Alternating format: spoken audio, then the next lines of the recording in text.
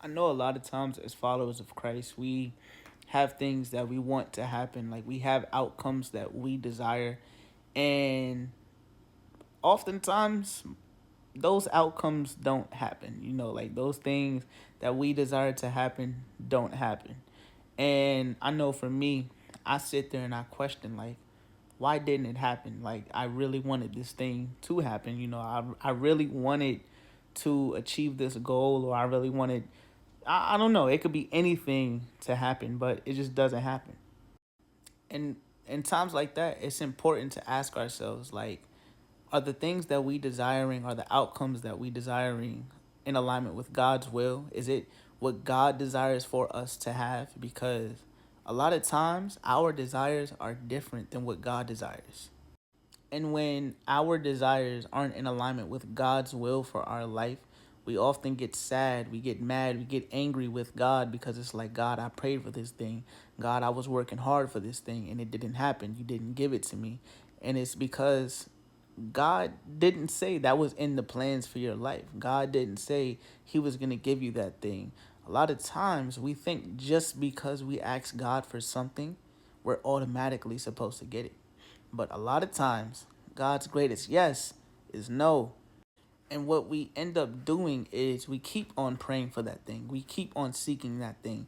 We keep on working towards getting that thing. And it just doesn't work. Like any of our efforts don't work. And again, it's because it's not in alignment with God's will. It's not what God desires for our life. And trust me, I know it sucks. I know, it doesn't feel good not getting the thing that you desire to have, not getting the thing that you've been praying for, that you've been asking for. It stinks not getting that thing.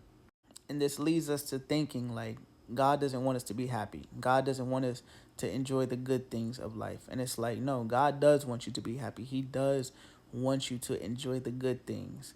But he knows, he sees how that thing might have affected you. It could have hurt you, it could have led you away from him. So he's protecting you from something that you oftentimes cannot see. And just because something looks good and sounds good doesn't necessarily mean that it is good.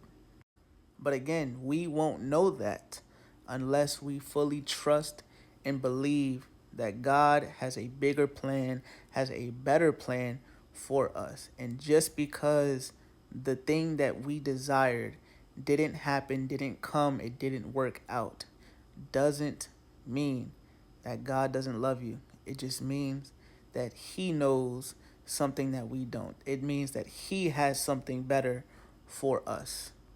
So before you keep praying and asking God for that thing, for your desired outcome, make sure that your desires align with his desires, that your will aligns with his will. Because if it doesn't, then it's not going to happen. Proverbs 19:21 says, "Many are the plans in a person's heart, but the Lord's purpose will prevail."